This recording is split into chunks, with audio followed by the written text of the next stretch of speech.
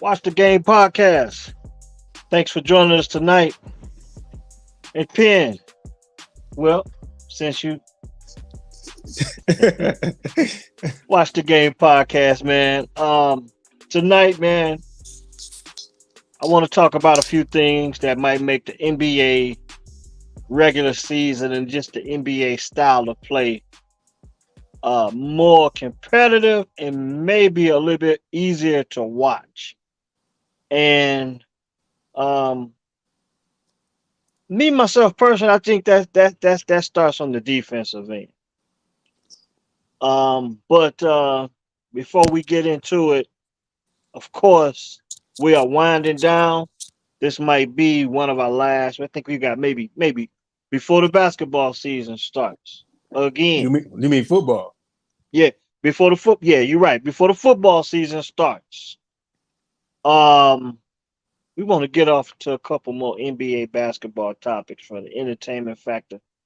In my opinion, what I think will make it more interesting and more competitive for the fan during the regular season. And I just think it's a simple, make some simple rule changes. The game have enough stoppages as it is. And before I get off into it, I'm gonna let you expound on that a little bit. You know me. I'm sick of seeing 137 to 118 in a regulation game in the NBA. I'm sick of that. I understand points, offense sells tickets. That's what get viewership. That's what get turnstiles turning and people to buy jerseys. I understand that, but at the same time, I do believe we can go too far one way, and I think we have gone that too far towards the offensive side in the NBA. So listen, I'm not saying make this the 90s or the 80s again when the final score be 92 to 84. Not saying that, but I'm sure we can get to a happy medium where it's 110 or 104. You know what I mean? Somewhere in there. 106 to 98, somewhere in there. I think that's possible. But yeah, but just seeing these games with these high scores and don't let the game go into overtime, that completely turns me off. Because after a certain point, when I see it's 126 to 126, I'm not even interested because I'm pissed off at the score. Like y'all didn't want to play defense none of the first three quarters, none of the first 3.5 quarters. Y'all didn't want to play no defense. So that's why I'm at on it. And I believe the educated basketball fan, a lot of coaches and old school fans probably feel the exact same way you do. But me personally, the game is marketed totally different from the way it was when we grew up. We knew who the defensive player of the year was. I mean, not to say we don't know now, but they don't get the love they got back in the day. You know what I'm saying? You knew that Charles Barkley was a beast on the boards. Okay, you knew Akeem Olajuwon was him and Dikembe Mutombo were two of the biggest shot blockers in the game. You know what I'm saying? Uh, Michael Jordan won Defensive Player of the Year a few times, but I'm trying Once. to think. Okay, I'm trying to think of a guy that was really known for playing on the ball defense. And the one guy that comes to my mind is Mookie Blaylock. You went to Mookie over the glove. I mean, his name was The the glove. glove, the glove, the glove is a better reference. You Yeah, know what I'm saying? That's a much better reference. But think about it. You have to really be a student of the game to know that Mookie Blaylock was one of the better on ball defenders in the league. I okay. mean, it's pretty much how he got into the NBA. And then any guy who can you who can you lay that stamp on today? Patrick Beverly. He would, but his name is too big. Like I don't think Mookie Blaylock is a household name. You know what I mean? That's what I'm saying. But we Yeah, knew we at that time we knew what Mookie Blaylock did in the league. We appreciated all assets of the game. I right. mean, somebody's gonna put the ball in the basket, but it takes a little bit more pride to stop somebody from getting that done. And in today's NBA, it just appears that guys, I literally see guys getting out of the way. They be making business decisions, man. They don't. You can't Well, be on nobody poster. You can't be on the Instagram or a Bleacher Report highlight. You can't do that. That's well, I bad for your think brand. I think it's a little bit more than that. I think it's I don't want to say the guys are weak or nothing like that. I just think that the league and the rules of the league have watered it down so much to the point just where guys just and then they don't value the defensive players and the rebounders the way they used to. I believe that getting a rebound in the NBA today might be easier than it was maybe say about 8 years ago. I agree with that totally. Yeah, yeah, Yeah. easily, easily, easily. Um to look at I so mean, I took a look at some things. So go ahead. we had Russell Westbrook. No, no, not taking away nothing from Russ. He averaged a triple double, something we thought we would never see. He did it 4 out of 5 years. He's a guard, a point guard. What is Russ? 6'2", 6'3"? So that goes to your point right there. It's got to be easier to get rebounds in the NBA. Now, I know it's way more possessions in the game now. They shoot more threes and there's more chances for rebounds. But again, we never thought that somebody would average a triple double for a season, and Russell Westbrook did it 4 out of 5 seasons. Okay, and with that being said, I want to touch on this year's NBA Player of the Year. I mean, Defensive Player of the Year, which was Jaren Jackson. We know Jaren Jackson. I think he's an up and coming young star in the NBA. You probably have to work a little harder to understand that he's probably one of the leading shot block in the NBA. Uh, I would have thought. I mean, Rudy Gobert is one of the guys in the league that's known for blocking shots in the NBA. So I was put up on game when I researched it. Just look at Jaren Jackson is the NBA Defensive Player of the Year for 2023, and then OG Anunoby is the leader for steals in the NBA. You know what I'm saying? I think he had like 128 steals. I forget what the average was for block shots for Jaren Jackson, but nevertheless, he led the league in block shots. With And 3 a game. then, Yeah. yeah, so the Mantis Sabonis led the league in rebound. I mean, these guys, we know these guys. We know the guys' names. I think, think all of these guys did. All of these guys did make the playoffs. Am I right? What about So the Raptors? The Raptors was in the play-in, but they lost to the Yeah. Bulls. Okay. Yeah, So you can say they made it to the yeah. play-in game. So all of these guys had an opportunity to play on the big stage at some point or another.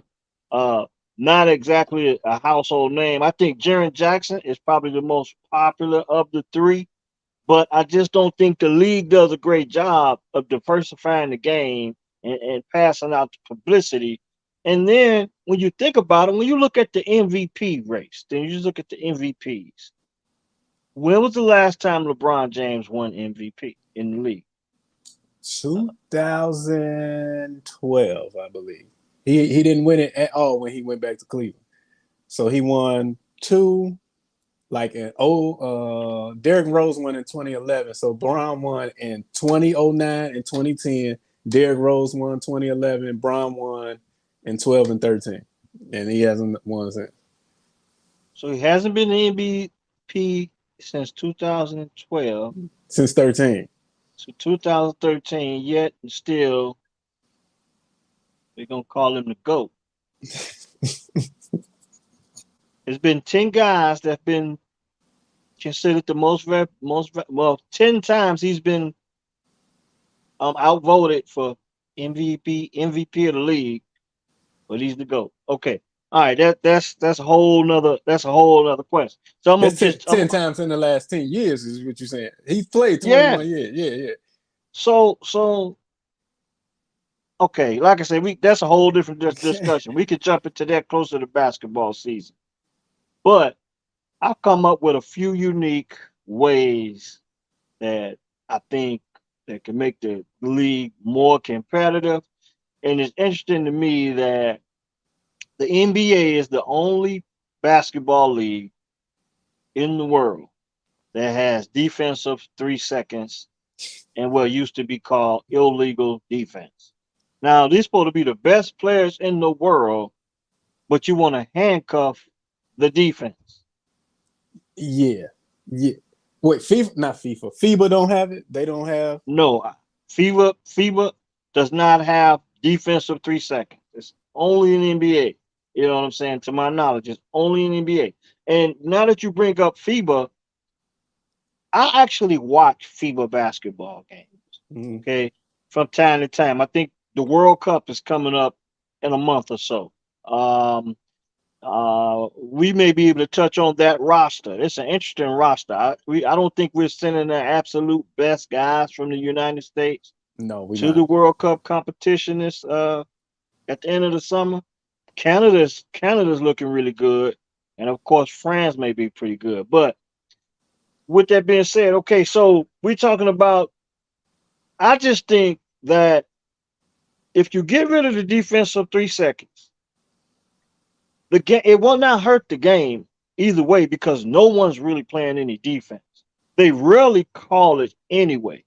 Okay, and I just think the game has enough stoppages in play when you talk about instant replay, and you have a 24-second shot where you got to shoot the damn ball. Right, right.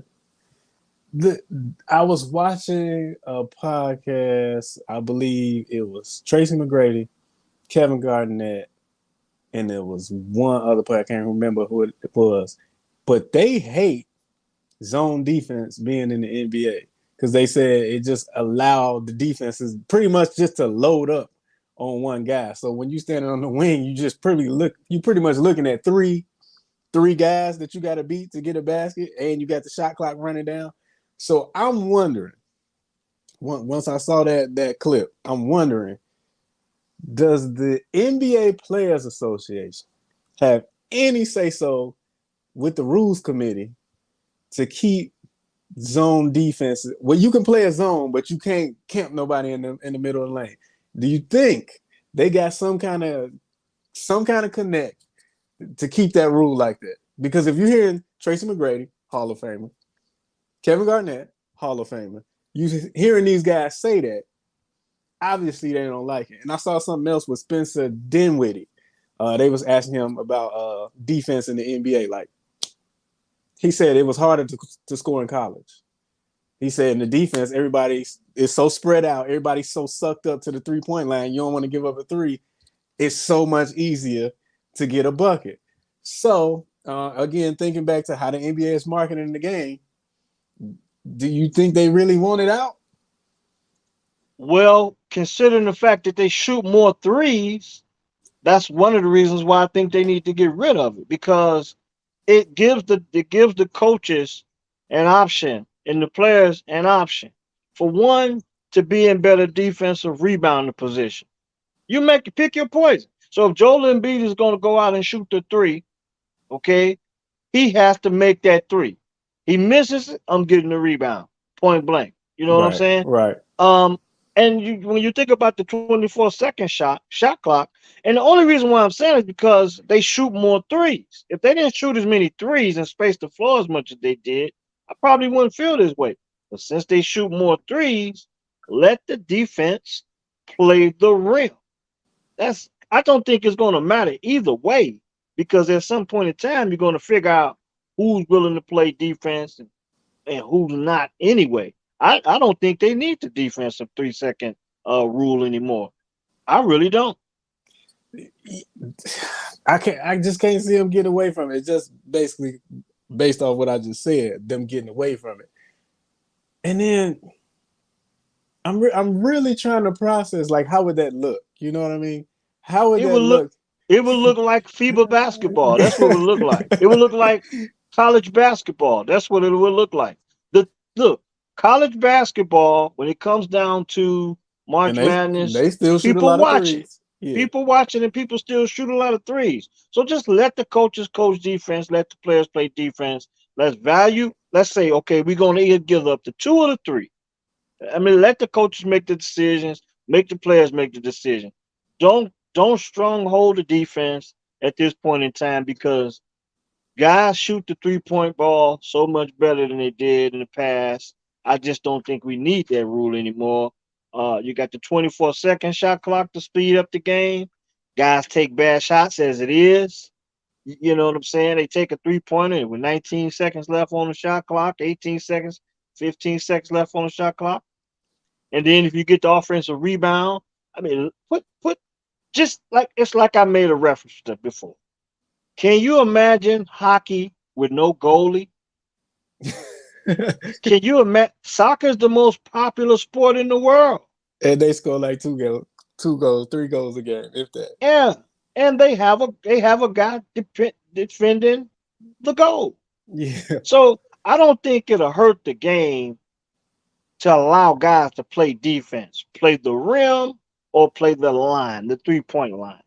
Because the 3-point line spaces the floor. Guys are so much better at shooting the ball, and they shoot so many more threes. I just don't. I think I said enough. I think they just need to get rid of a defensive 3 seconds because they questioning fouls with the instant replay. Okay, You they beat they me got to a it. they got enough. Yeah, they got enough game stoppages as it is. Just let the guys play basketball. I don't think it's going to hurt. I really don't think most fans even know what the hell's going on when it comes down to three defensive 3 seconds.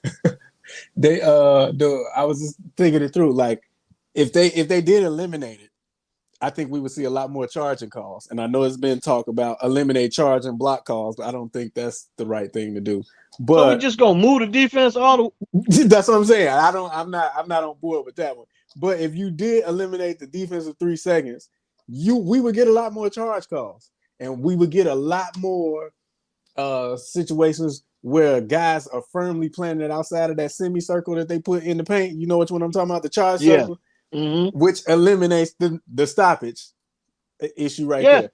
And it will leave them room to shoot more threes. Yeah. Because you either play the rim, since we play analytics, let the defense be analytical as well. We're gonna let him shoot the three. So I'm gonna go get the rebound. But they not gonna do that And because what the emphasis on is offense. Just like they not gonna scale back the amount of defensive passing interferences that they throw in the NFL because they want to put points on the board. They want to see 30 points a week. They're not gonna I scale it understand back. Yeah. I understand that. But when you say you got the best in the world, if you claim to have the best in the world, it should be the best on both sides of the ball. And at some point in time, this game is going to turn into a straight up circus. That's the only reason. That's the only thing I'm talking about. Making the game more interesting and more competitive. And the only way you can do this is, and I think, is to let the guys play defense. That's all I'm saying. Let the guys play defense. Now I know we won't. We probably won't see this. We probably won't see this happen. But We as I lucky to have a brainstorm, zone. yeah, that's what I'm saying. But I just think that with all of this, with all these other ideas he's coming up with, Adam Silver, the in game, the in season tournament, and all that, quit messing with the game and just let the guys play basketball. And I just think if people lack grace and physicality, gracefully playing offense with patience and being a little bit physical at the rim, what I'm saying, protecting the paint, it's a perfect variation of diversify the game. And I think fans would appreciate it even more. I'm just talking about a way to get the regular season interest back up because I don't know when the last time you've been to an NBA game, but it's like the last time I went to a game, it's like they didn't start playing hard until the last 3 minutes or 5 minutes of the game. I mean, Yeah, I say probably the last time I think I went to see the Bulls play the 76ers. This was when Dwayne Wade was still on the Bulls. And I think that game really ratcheted up with maybe like 7 minutes to go in the fourth quarter. Yeah. The first 3 quarters, it was pretty much we waiting for the timeout to see, what the Lovables gonna do. They're gonna have the Dunkin' Donut race on the scoreboard. They're gonna give away some t-shirts. And viewers, I don't know again when the last time y'all been to an NBA game, but when you go, them first 3 quarters, it is quiet in there. Other than the piped in stadium noise with the Oregon and the defense, it's quiet in there. You can literally hear the squeaks on the floor. I don't care if you're sitting in the 200 level. It's quiet. Yeah, and I just think they just need to figure out a way to make the game more interesting and not so much. I also think they need to get away from just.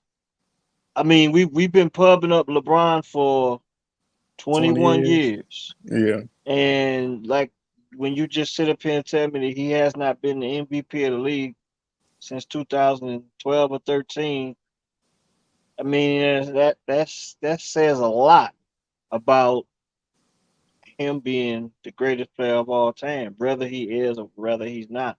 And when you look at all of the really Hall of Fame teammates he's had over the past, I just think they need to just focus on the game itself, let the cream rise to the top, and market these guys accordingly. Um, Steph Curry has gotten his just due. Uh, Kawhi Leonard has Still gotten got a his problem just with due. Steph being the first unanimous MVP, but keep going. I mean, hey, but I don't because after Mike had after Michael Jordan had a big influence on the way the game was played, and after that it was Steph Curry. I mean, everybody was trying to play like Mike up until about 2012 or 13, and then it was Steph, and Steph influenced the way the game is played today. Not to knock LeBron, but who patterns their game after LeBron right But now? you making the point for me though. This is why I got a problem with Steph being the first unanimous MVP. You just said everybody was pretty much trying to play like Mike up until like Steph, right? So like 2013.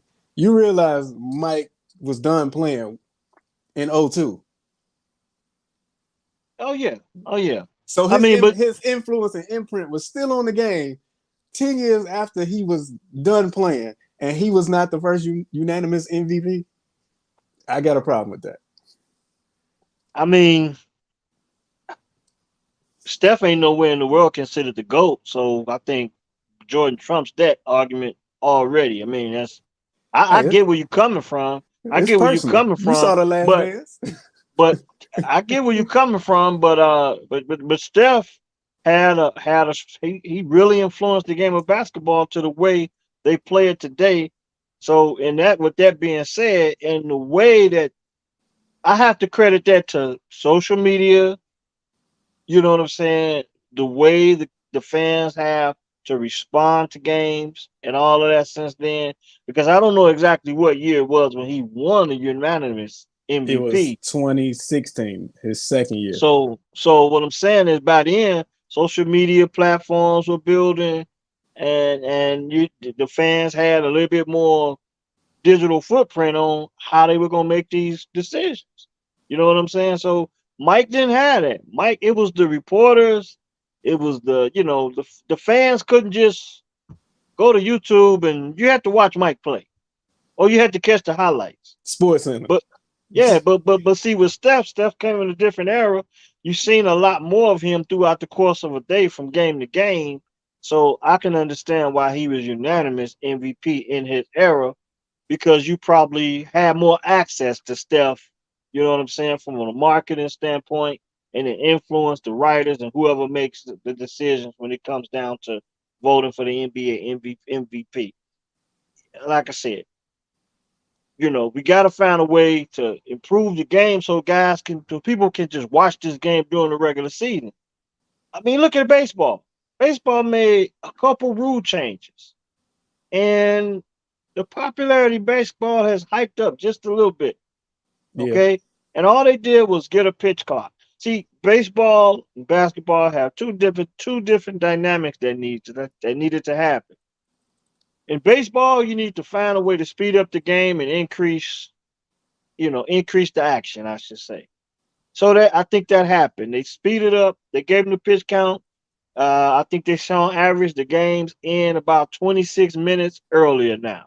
Mm-hmm. So it's a lot easier to go to a game, probably a lot more entertaining, probably a lot more of a challenge for the pitcher and the batter to adjust to each other, so the pressure's on a lot quicker, and it improved the game of baseball. And then they widen the base paths for whatever that's worth.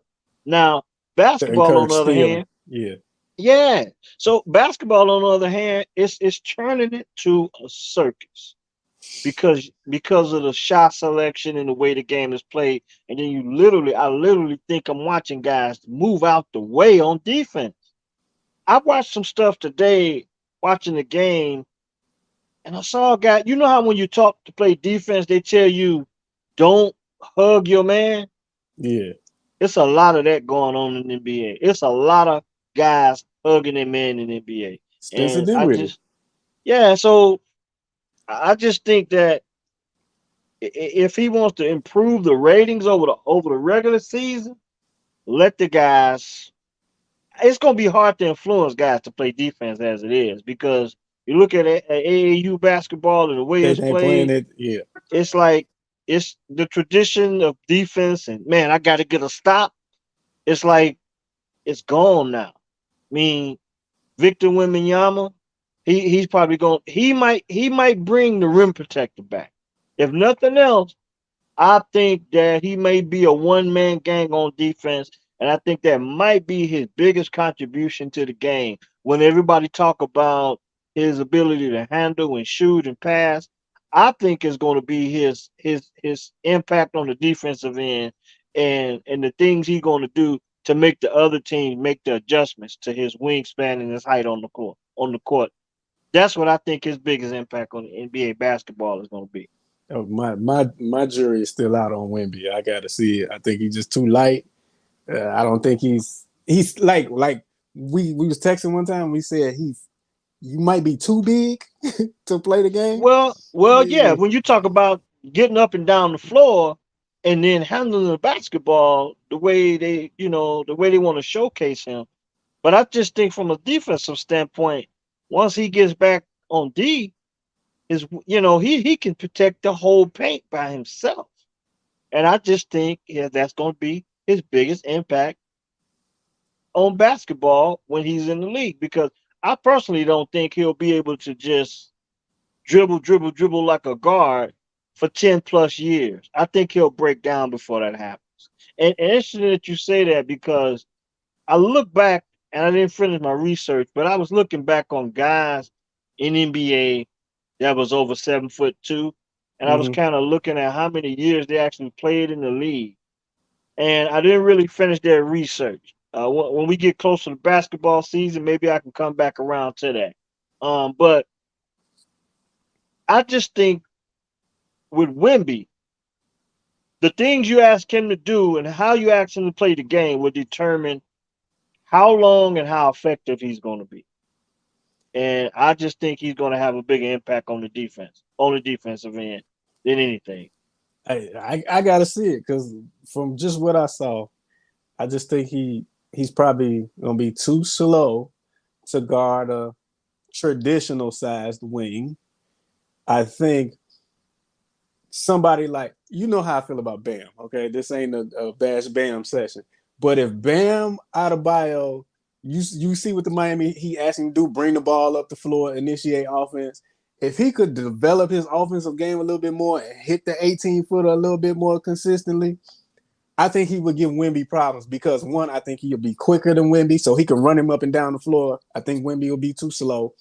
I don't think Wemby will be able to move laterally quick enough to stay in front of him.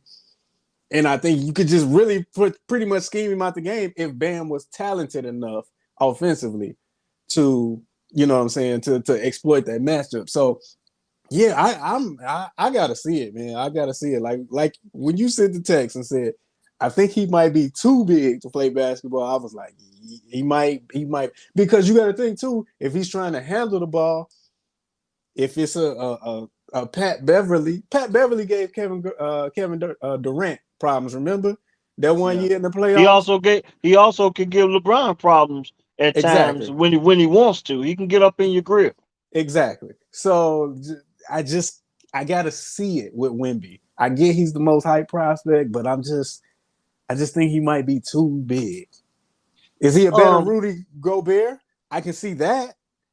Offensively, yeah, I offensively, but my thing is, it's interesting that you brought Wemby up because it gets me to thinking about the summer league. Uh, but before we go into that, but um,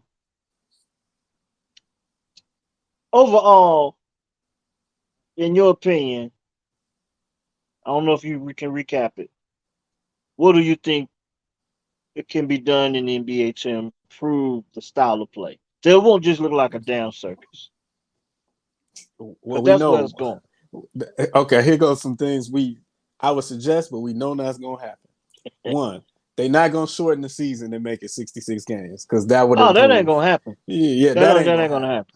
That would They that not. would improve the the how can what's the word I'm looking for? The intensity, maybe the it might cut down on the injuries. Hmm. Uh, guys might play with a little bit more purpose if like you said back in the what year was it when they had the strike? That When they, was 2011, 2012, I think. 2012, the year the Heat first won the championship with LeBron and Bosh and Wade. So that yeah, when year. they had, that ain't gonna Uh, happen. right. So Because that one 82, yeah, that it ain't probably gonna happen. as good as that season probably was competitively, they probably took a few years to recover from losing those other 22 games. You know what I'm saying? So I don't see them uh shortening the season any. I They're not think gonna do that. me and you both, we could talk about this later on, but me and you both feel like they got some things they can do to improve the playoff that we could talk about later on in the season when we get closer to the basketball season. But I would just really like to see them experiment with the defense a little bit more and let the coaches coach, let the players play, so we can figure out who's doing what. You know what I'm saying? Have a little bit more diversion when it comes down to style of play because right now all the advantages are going to the offense. And if you went to the NFL, okay, would you watch an NFL game if every time they drop back they throwing it deep? No, Okay, so because and then okay, would you watch the NFL if it was only 11 guys on the field and they just throw the ball down the field, you go run and catch it, ain't no defense on the field? We wouldn't watch that. We wouldn't watch that. There's got to be a contrast, offense and defense. And when we talked about the NFL rule, see my thing is with the NFL, it's clear and cut. Long as you don't impede the progress of a receiver. You know what I'm saying? And I think that's kind of clear cut. But with NBA, we got this freedom of movement. Guys, I understand you don't want them to play zone, but like I say, with the fact that they shoot 30, 43, sometimes more a game as a team, I don't right. think we need any more legal defense of 3 seconds. I really don't. That was gonna be my second point. The freedom of movement rule. You gotta allow them to be a little bit more physical, because that will encourage. Hey man, I can get away with a little bit more, so I don't mind, because I know the ref gonna allow me to bump up or hand check or whatever. You know what I mean? And to your point about the NFL, what you said, I don't want the hand checking. Don't get me wrong, but you can slide your feet and stay in front of people. I don't want to see guys just moving the hell out the way or hugging their man. I don't right, want to see that. I right. don't want to see that. Yeah, what you said about the NFL, as long as you don't impede the progress of the receiver. Yes, but no, because we see sometimes what is it? You can bump the receiver five yard within 5 yards, and then you got to have hands off.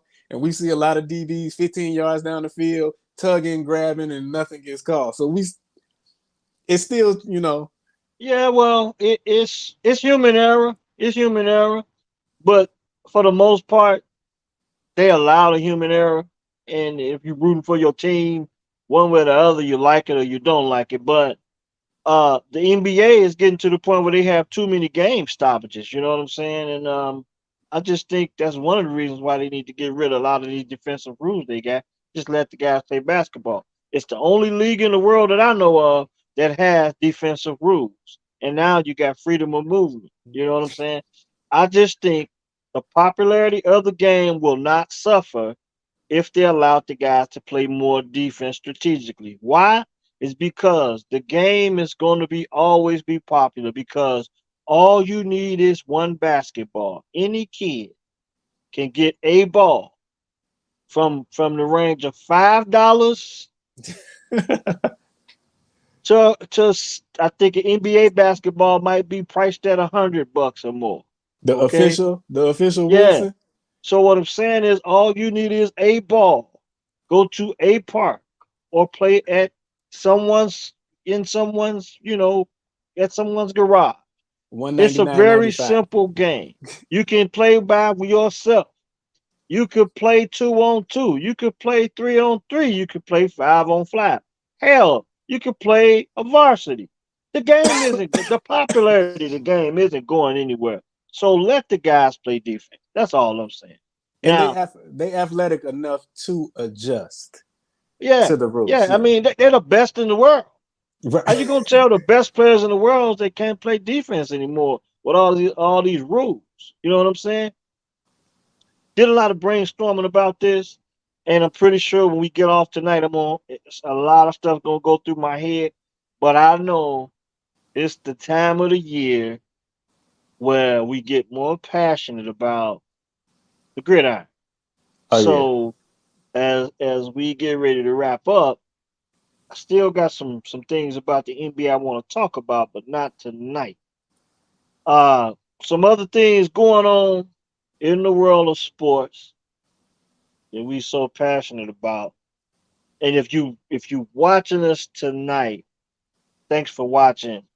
But we got a few weeks before the NFL football season kicks off. So I don't know if you've been watching the Big Three. I try, you know what I'm I saw saying? The some of ice. it today. Yeah, I saw it was on CBS. I was like, whoa, okay. Yeah, it's been on CBS pretty much all season, and I haven't watched it as much as I would like.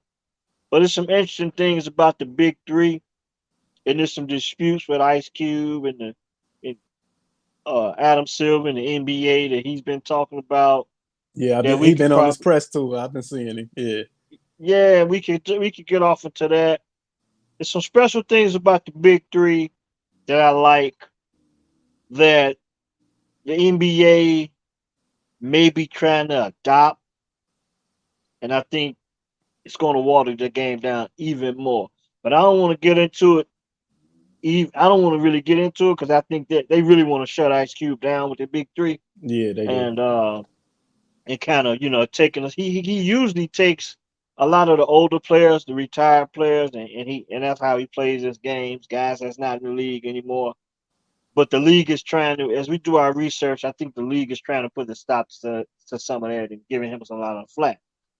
But I do think that the league is trying to infiltrate and take some things from the Big Three, like they did with the ABA merger. The 3-point And line. yeah, that 4 point line might be a thing, and I hope I just not. think that could be a mistake. So Yeah. uh, we could talk about that later on, close to the basketball season. But uh, before we get to the football season, man, Michigan Wolverines. Your Michigan Wolverines, I know they probably hit camp by now. If they haven't, Are they in camp? I I don't know, to be honest with you. I know Big Ten Media Days is coming up this coming week, but I okay, don't know if they in what is it, fall camp yet. okay. Um, the reason why I say that because football season is right around the corner. It's interesting that the NFL teams start playing. Their season starts in September, and the college boys usually start the last third to last Saturday of August, but they get a later start. So I don't know The as weeks far as practice. week 0 usually hits that last week of August, and then it really kicks off Labor Day weekend. That's when you see your top 25. Most of them usually play, and then That following Thursday, that's when we get the champions of the NFL raising their banner and kicking it off. So And I think this show is gonna take a shot in the arm when it get down closer to football season. Um, but the fight is coming up. Errol Um, Spence, Bud Errol Crawford. Spence and Bud Crawford coming up on July 29th. So if those guys are watching, man, we want to try and bring on some guys that some fight fans. My man Sterain was on with us before. Cutter Pac-Man and my man B.O.B. We want to try and get those guys on so we can talk about this fight. Probably the biggest thing going just before NFL football. So we want to touch on that maybe Do on you Wednesday night. do you think this might be the biggest fight as far as buzz goes since we had Mayweather Pacquiao? Because we be getting like Yeah, Tank Davis exactly. versus a whole bunch of like we know Tank Davis gonna win. They tried to make his opponent formidable, but we knew Tank was gonna win. We knew Errol was gonna win. Whoever he fighting, we knew Bud was gonna win. Is this the biggest one since then? I think so. I'm gonna tell you Yeah. this. I have not been a big fight fan for a while. Mm-hmm. Uh, just for content purposes, I'm not gonna talk about it a lot because I'm gonna save it for Wednesday night. But what I will do, I am going between now and then. I'm gonna sit back and I'm gonna watch some Errol Spence and I'm gonna watch some Terrence Crawford to kind of get up to snuff with those guys before the fight.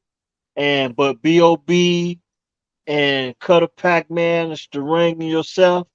It sounds like y'all right on point with this fight. What how big it is? Me personally, I do think it's the biggest fight since Pacquiao and Mayweather. That was the last fight that I can think that I really made plans to go see. I went with my man Sterain, and we watched that fight in Chicago at a biker club and had a ball, had good food, and we might be doing the same thing coming up this time around. So we're gonna bring them dudes on Wednesday night. Gonna drop that thumbnail and drop that share that post on Facebook so we'll know what time we go on for Wednesday. So oh, last thing but not least, man. I don't know. I know you've been on baby duty with Link, but uh my man Chase Claypool of Mm-hmm. our Chicago Bears has just been put on the unable to perform list. He on pup? He was on the pub list. So that's your football update for the day. You guys have hit camp and watch the game podcast. Is about to really the passion is about to amp up. Because Yeah, yeah. we our Bears about to get going and the Michigan Wolverines about to get going. And we're gonna probably try and do a better job of covering the whole league. Kind of like how we tried to cover. We when it came to college football, we kind of covered the top four teams in the country week to week as Yeah. they were shifting in and shifting out closer to the college football championship. I think that's the best way we can follow college football because there's so much action going on every Saturday throughout the country.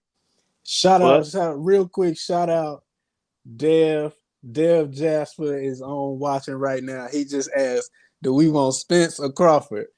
Listen, Dev, you gotta watch the show on Wednesday before we give our predictions. Okay. We can't do it right now because we rapping. But appreciate you checking in, bro, and checking us out, supporting the podcast. We gotta and get you on me, here too. yeah, and me personally, I don't have a I don't have a favorite. But when I watch these two guys fight over the next day or two, I'm gonna have an opinion on who I think's gonna win. Now, I know which most way I'm people, leaning right now. Yeah. yeah, most people I think are leaning towards Crawford. So I'm going the other way, but okay. okay, well that'd be good for Wednesday night Yeah. because I think it might be a difference of opinion in a few places.